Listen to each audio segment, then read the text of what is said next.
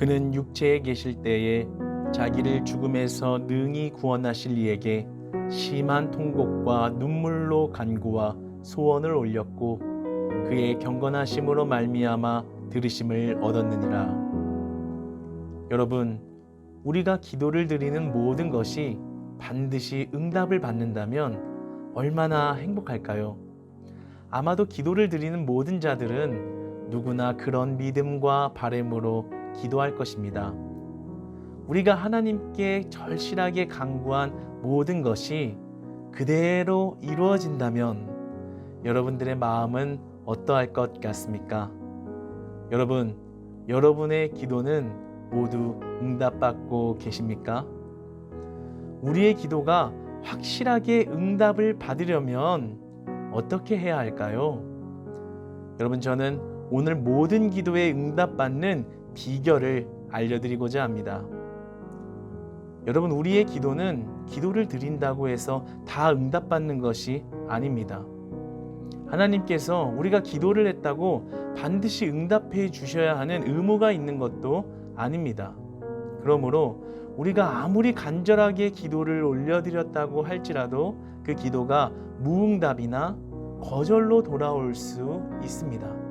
아주 간절하게 급박한 마음으로 눈물을 흘리고 통곡을 하며 기도를 올린다고 할지라도 그 기도가 응답되지 않을 수 있는 것입니다. 그런데 오늘 본문을 보면 예수님의 기도는 정확하게 응답되었습니다. 하나님을 향하여 심한 통곡과 눈물의 간구와 소원을 올리시는 기도를 드렸는데 하나님께서는 그 기도를 들으시고 그대로 응답하셨다라고 말씀하십니다. 무엇이 우리의 기도와 다른 걸까요? 어떻게 기도를 해야 그 기도가 예수님의 기도처럼 반드시 응답을 받을 수 있는 것일까요? 여러분, 오늘 본문을 보면 반드시 응답받는 그 기도의 핵심 비결을 알려주고 있습니다. 바로 그의 경건하심으로 말미암아라고 말씀합니다.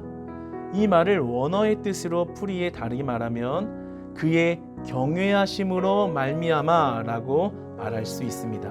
그의 경외하심으로 말미암아, 하나님을 경외하는 마음을 가지고 기도했을 때 그 기도가 반드시 응답받았다라는 것입니다. 그러니까 확실하게 응답받는 기도의 핵심 비결은 하나님을 경외하는 것에 있는 것입니다. 그렇다면 경외한다는 것은 무엇일까요? 창세기 22장 11절로 12절에는 이러한 말씀이 나옵니다. 하나님께서 아브라함 보고 그의 독자를 제물로 바쳐라 라고 말씀하십니다. 아브라함의 손으로 직접 네 아들을 죽여라 라고 명령하십니다. 이 어처구니 없는 상황과 명령에 아브라함은 진정 자기의 자식을 향해 칼을 빼듭니다. 그리고 자신의 독자를 칼로 찔러 죽이려고 합니다.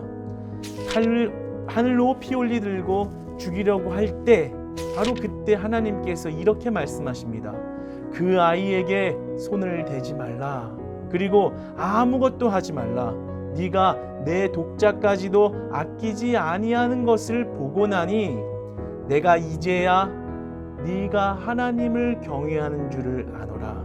내가 이제야 네가 하나님을 경외하는 줄을 아노라. 하나님을 경외한다는 것은 하나님께 항복하는 마음을 말합니다.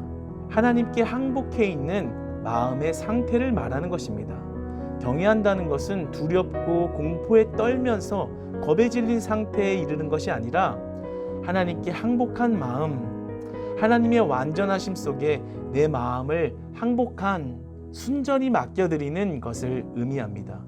여러분, 그러니까 경외하는 기도, 항복한 기도는 무엇일까요? 그것은 바로 하나님의 뜻을 구하는 기도입니다. 내 만족과 유익과 내 꿈과 욕심을 이루기 위함이 아니라 하나님의 뜻을 만족하게 하기 위한 기도를 드리는 것이 하나님을 경외하는 기도요, 하나님께 항복한 마음의 기도인 것입니다.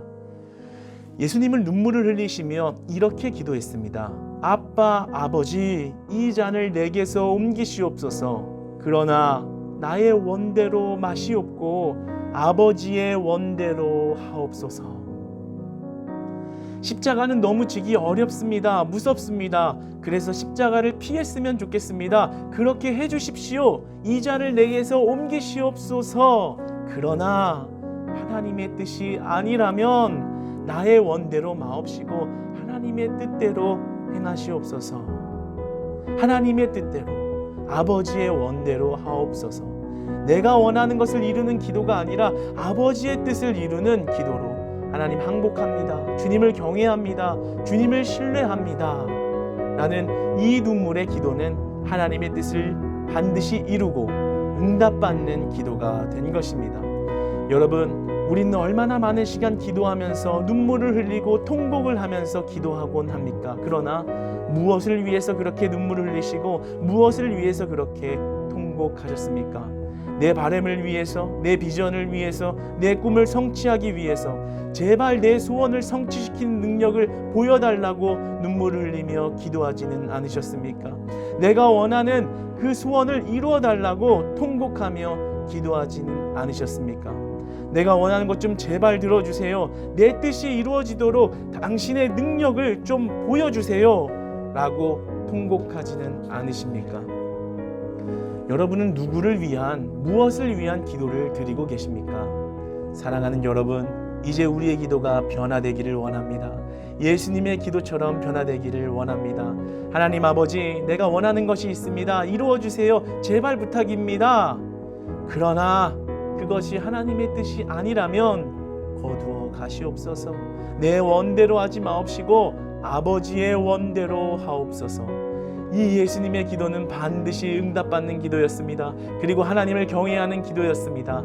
나보다 나를 더 잘 아시는 주님을 신뢰하는 믿음이었습니다. 여러분, 하나님을 경외하십시오. 내 뜻을 구하는 기도로 끝나지 마시고 아버지의 뜻을 구하는 기도로 나아가십시오. 그 기도는 반드시 응답을 받습니다. 그 기도는 하나님의 뜻이 이루어집니다. 그 기도는 나를 살리는 기도가 됩니다. 그 기도는 우리 가정을 살리는 기도가 됩니다. 그 기도는 하나님의 영광만을 드러내는 기도로 반드시 응답을 받는 것입니다. 할렐루야. 사랑하는 여러분, 우리가 예수님의 눈물의 기도를 닮아가는 아름다운 크리스찬들이 다 되셔서 모든 기도에 확실히 응답받는 축복이 임하기를 주 안에서 진심으로 소망합니다.